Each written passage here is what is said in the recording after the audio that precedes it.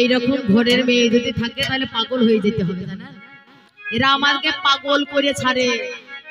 হ্যাঁ, আমি পাগল হয়ে যাব রে, আমি পাগল হয়ে যাব।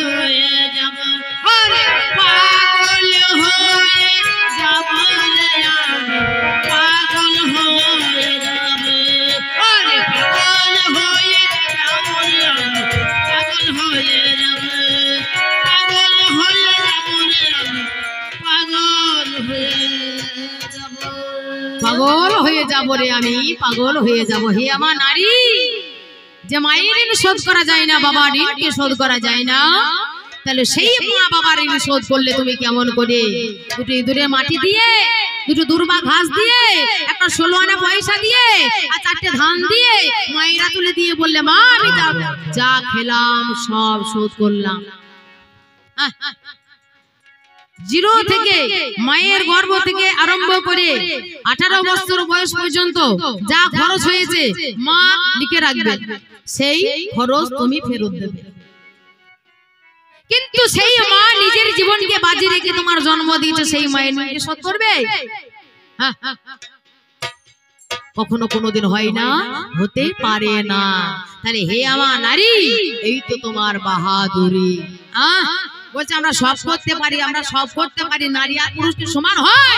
কখনোই হবে না, না হবে না। নারী এবং পুরুষ দুটোই সমান হবে না। আমার সাহস আর তোমার সাহস অনেক তফাৎ। এরা আবার আমাদের সঙ্গে আবার চাকরি করে, এরা মাস্টারি করে, এরা আবার ডাক্তারি করে, এবার পুলিশ অফিসারও হয়। হ্যাঁ, কোথাও ধরে ইন্সপেক্টর হয়েছে, হ্যাঁ এ ধরে ইন্সপেক্টর হয়েছে। এবার ধরুন উপায়ে একটা মার্ডার হয়েছে, উপায়ে মার্ডার হয়েছে, এর মেয়েটাকে এই লতিকাকে ডাক দিয়েছে। লতিকা যাবে, লতিকার পিছনে পিছনে কত পুরুষ যাবে দেখবেন। ঠিক ঠিক ঠিক ঠিক। ওই মার্ডারটাকে দেখবার জন্য নয়, ওই মেয়ে ছেলেটাকে আগলাবার জন্য যায়। হ্যাঁ, তাহলে কত তোমার সাহস সেইটা আমার বোঝা গেছে। হ্যাঁ, সিউড়িতে অবরোধ করেছে রাস্তা, মেয়েগুলা সব বলছে, সার করে দাঁড়িয়ে দাঁড়িয়ে বলছে করতে হবে, করতে হবে, দিতে হবে, দিতে হবে, আমাদের দাবি মানতে হবে। রাস্তা অবরোধ করে করতে হবে, দিতে হবে। এদেরকে আবার কি করা হয়নি, কি দেওয়া হয়নি? একবার দেখি তো জিজ্ঞেস করে, পিছনে একটা মেয়ে যাচ্ছে, সেই পিছনের মেয়েটাকে জিজ্ঞাসা করলাম, হ্যাঁ দিদি আপনার ওই আগের দলে মেয়েটা বলছে করতে হবে, আপনি বলছেন দিতে হবে, হ্যাঁ তা কি করতে হবে, কি দিতে হবে? তা মেয়েটা আবার বলছে, মেয়েটা সাঁওতাল জাতির মেয়ে, হ্যাঁ তা মেয়েটা বলছে ইং বাং বারাইয়া। আমি বাবু বুঝতে পারলাম না কথাটা। আমি বললাম কি করতে হবে, কি দিতে হবে? মেয়েটা বলছে ইং বাং বারাইয়া।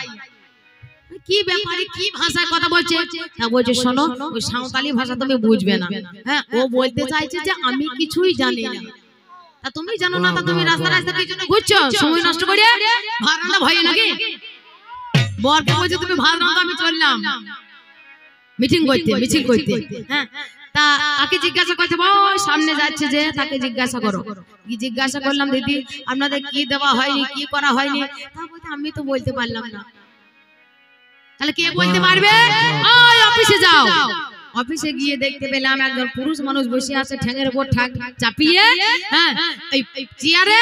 আমি গিয়ে জিজ্ঞাসা করলাম, আপনি কি মেয়েগুলোর ম্যানেজার? বলছে হ্যাঁ। তা আপনার মেয়েগুলো বলছে করতে হবে, দিতে হবে, আমাদের দাবি মানতে হবে। এদের কি এখনো দেওয়া হয়নি? তা বলছে আর বলো না, এদেরকে স্বাধীনতা দিতে হবে, এদের দাবি মানতে হবে, এদেরকে স্বাধীন করতে হবে। আমি বললাম এখনো মেয়েরা স্বাধীনতা হয়নি। তোরা তো স্বাধীন হতে পারিস না, আবার কিসের মুখে এত এত চাপালি করিস? এরা হচ্ছে 12 মুখী, এদেরকে আর বলবো কি? এরা হচ্ছে ঝাঁটা মুখী। ঠিক ঠিক, ঝাঁটাই দেখবেন কত মুখে শেষ না হয়। এরা হচ্ছে এইরকম। আমি যদি একটা কথা বলি আর এর মতো মেয়েরা 36টা কথা আমাকে শুনিয়ে দেবে। হ্যাঁ, তাই তো তোমাকে বলে যাই, এর মতো মেয়ের সঙ্গে বকে বকে বাবা পাগল হয়ে যেতে হবে। তাই আমি পাগল হয়ে যাব রে, আমি পাগল হয়ে যাব। ওরে কি কথা বলিলে একবার, ও তুমি কি কথা বলিলে একবার, তুমি মনে মনে ভাবো,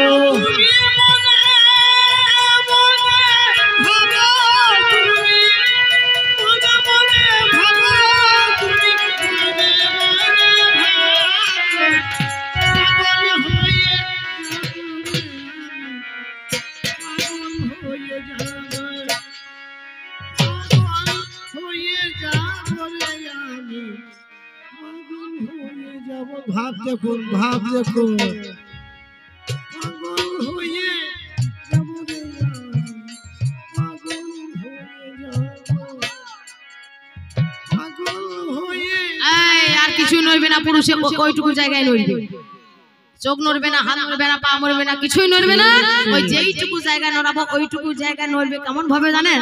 ওই পৌষ মাসের দিনে যেমন ইন্দুরে মাটি ঢালে না,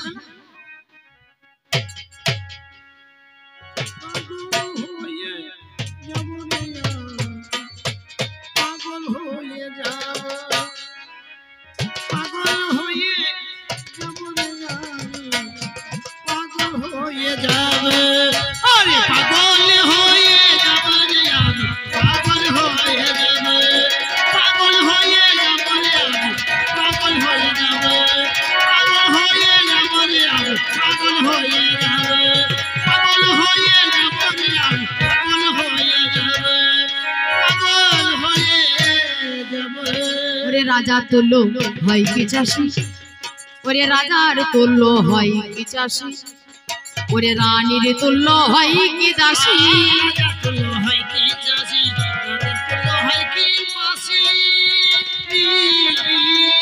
ওরে রাজার তুল্য হয় কি চাষি, রানীর তুল্য হয় কি দাসী,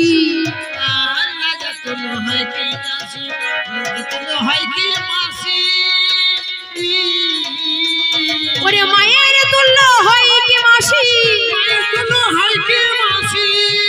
ওরে মায়ের তুল্য হয় কি মাসি, মনে মনে ভাবো,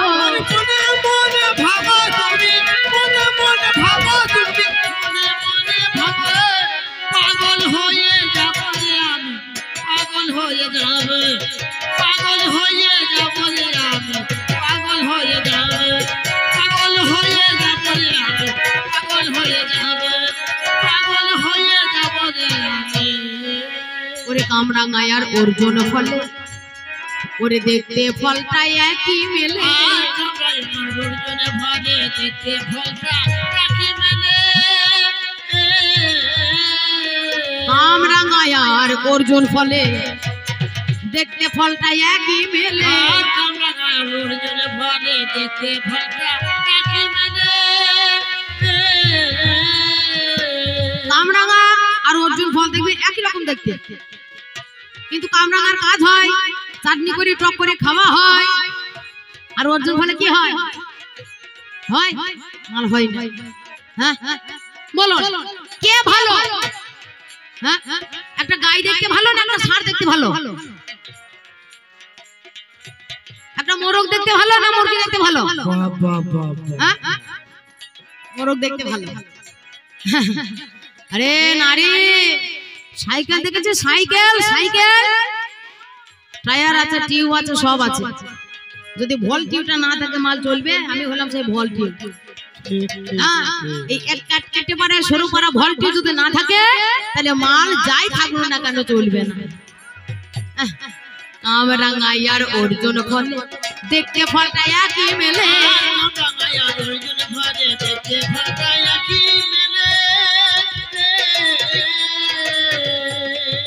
অর্জুন ফলে চিনি দিলে, অর্জুন ফলে চিনি দিলে চাটনি কবু হবে না,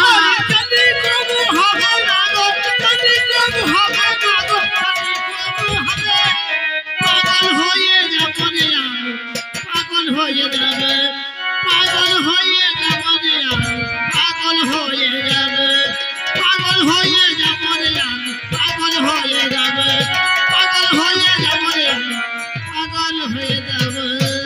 যা হয় না তা হবে না, যা হয় না তা হবে না, তুমি করিলে যা হয় আলোচনা,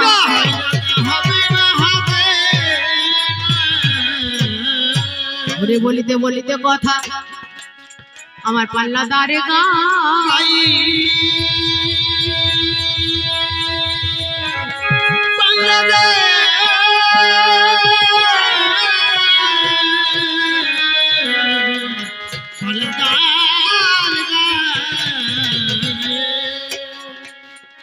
বলিতে বলিতে কথা আমার পাল্লা দারে গায়।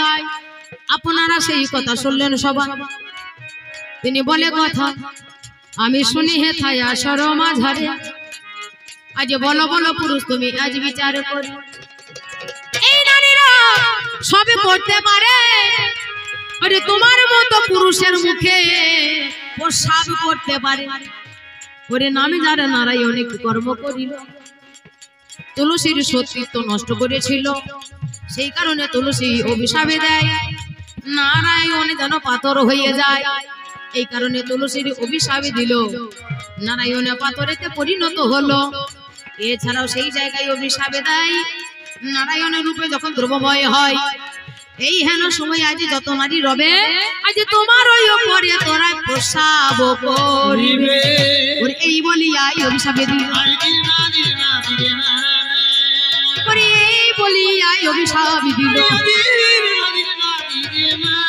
আমি তোমায় বলে যাই হে নারী, হে তুলসী, তুমি আমার দোষটা দেখলে তোমার দোষটা দেখলে না। সব দোষ তুমি আমার ঘাড়ে চাপিয়ে দিও না, নিজে নিজে দোষটাকে একটুখানি নেওয়ার চেষ্টা করো, বা বোঝার চেষ্টা করো, বা মনে করার চেষ্টা করো। ওরে পূর্ব জন্মের কথা তোমার, আগের জন্মের কথা তোমার কিছুই মনে না।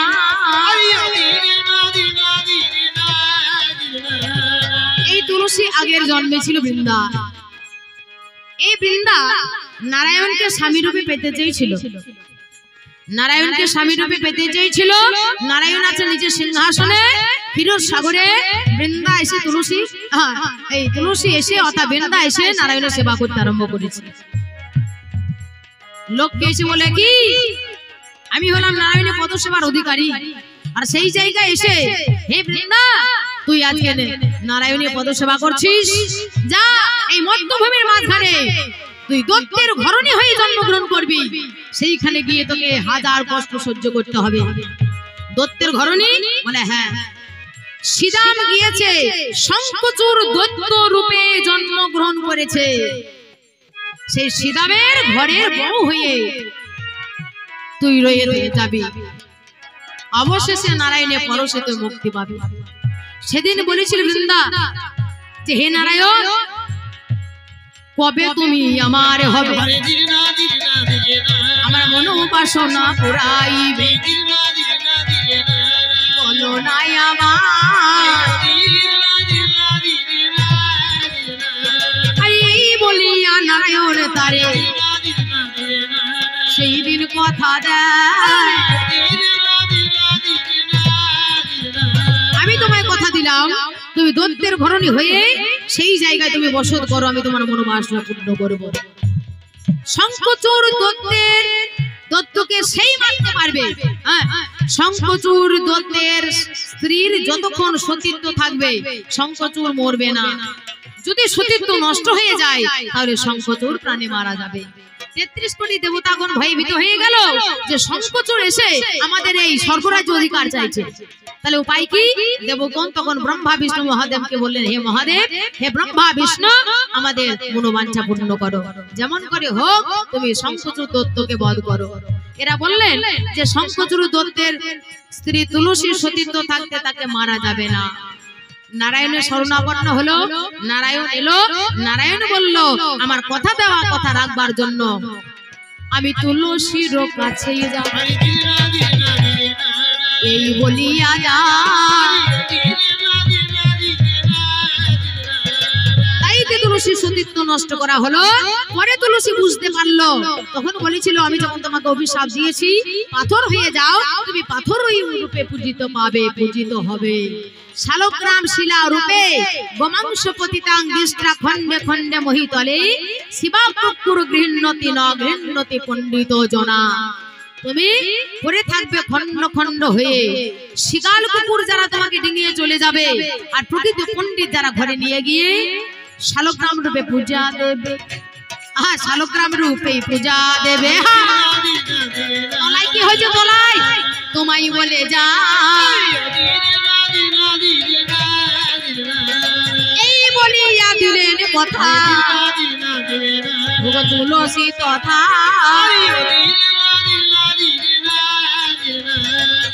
তুমিও তুলসী বৃক্ষ হয়ে জন্মগ্রহণ করবে হে নারী। আমার মুখে যেমন প্রস্রাব করবে তোমার মুখে কুকুরে দেবে। তুলসী তুলসী গাছ আপনারা জানেন আমার মুখে দেয় না কুকুরে? হ্যাঁ, একটা ঠ্যাং স্বর্গে তুলে দেয়, তারপর মুখের মধ্যে ছুক করে দিয়ে দেয়। আমার মুখে দেয়, তোমার মুখে দেয় না? একটু বিচার করে নাও না জেনে, তুমি বিচার করো আজ মনে মনে। এই কথা তোমায় বলে যা,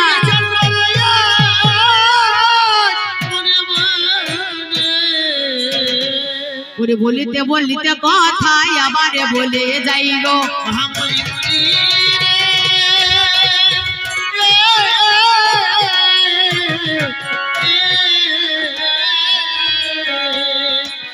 বলিতে বলিতে কথাই আমায় বলে যাই গো।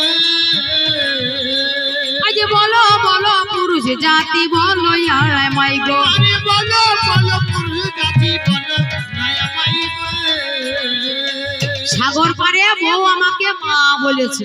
হ্যাঁ, সাগর পারে স্বামী আমায় মা বলেছে, নাকি বললো না?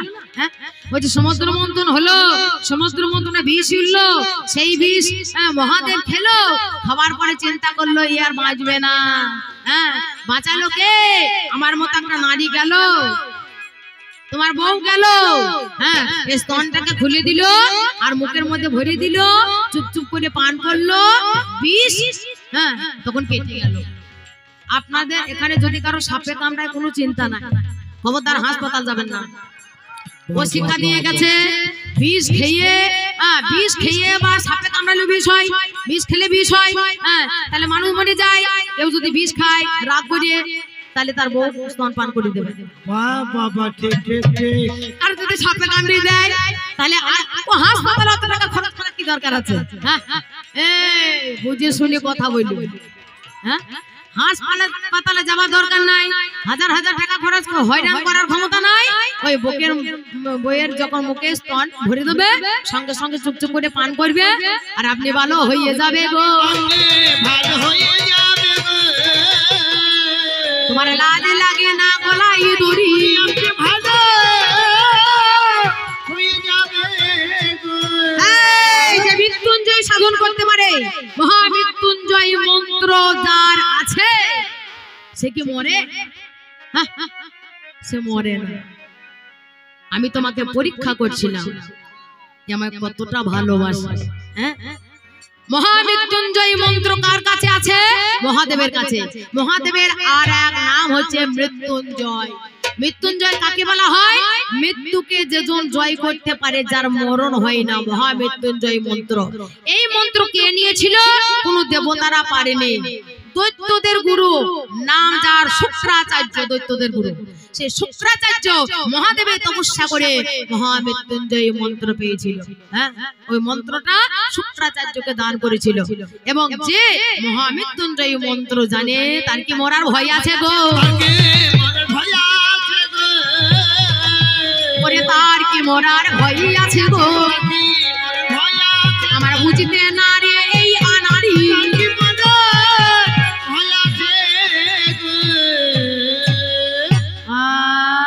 বলছে আমি স্তন পান করালাম, সেদিন আমাকে মা বলে ডাকলো, সেদিন আমি তোমাকে মা বলে ডাকি নাই, মা বলে ডেকেছিল দেবতারা। হ্যাঁ, দেবতারা বলেছিল মা তোমার স্বামীর বিপদ হয়েছে। হ্যাঁ, আমি তো দেখছি আমি তো বাঁচবই, আমার তো মরণ হবে না। তার কারণ মহামৃত্যুঞ্জয়ী মন্ত্র আমার জানা আছে, আমার মনন হবে না, তবে এদের খেলাটা একবার দেখি। হ্যাঁ, তখন দুর্গা এলো, আমার মুখের মধ্যে স্তন দিল, ছেলে বেঁচে গেল। তাই কোনোদিন বাঁচে? হ্যাঁ, আমার বাঁচার কৌশল আছে তাই আমি বেঁচেছি। যার বাঁচার কৌশল থাকে না, তার বউ বলো, বাবা বলো, মা বলো, যে যাবে, সে বাঁচার কৌশল না থাকলে তো সে বাঁচবে না। ওরে না থাকলে তো সে বাঁচে না। বিচার করো তুমি হে সুযোগ।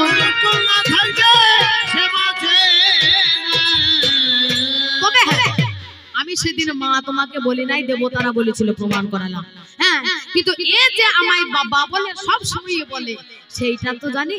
হ্যাঁ, বলছে রাত্রের বেলায় বউ আমাকে বাবা বলেছে।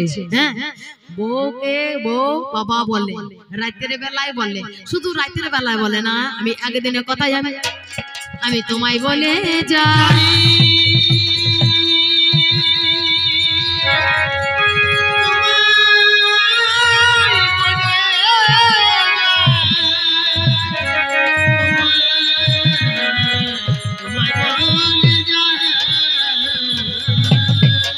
আমার মা আর কাকিমা দেখো, এরা দুই যা হয়, বাবারা দুই ভাই আর মারা দুই যা।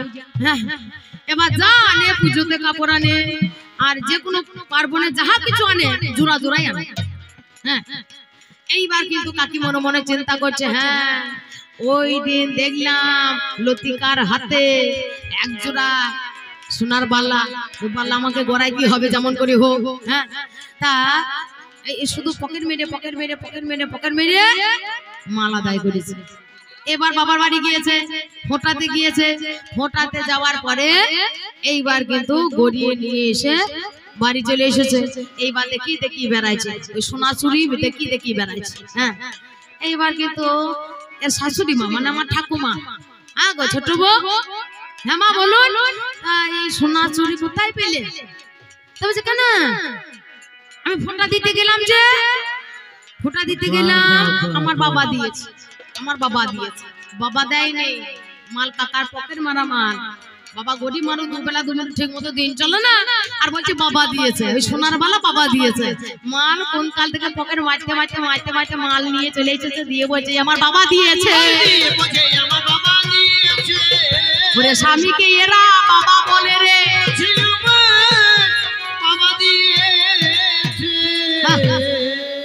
বাবা বলে, কিন্তু ভিতরে বলে। ছেলে যখন খুব কাঁদছে, ছেলে মায়ের কাছে চুপ হয়েছে, ওই দেখ তোর বাবা আসছে, দেখ ওই দেখ তোর বাবা আসছে, তোর বাবা আসতে বলছে, নিজেই বলছে ওই দেখ বাবা আসছে, দেখ ওই দেখ বাবা আসছে। আরে ছেলের বাবা হয় বলে তোর বাবা হয় নাকি?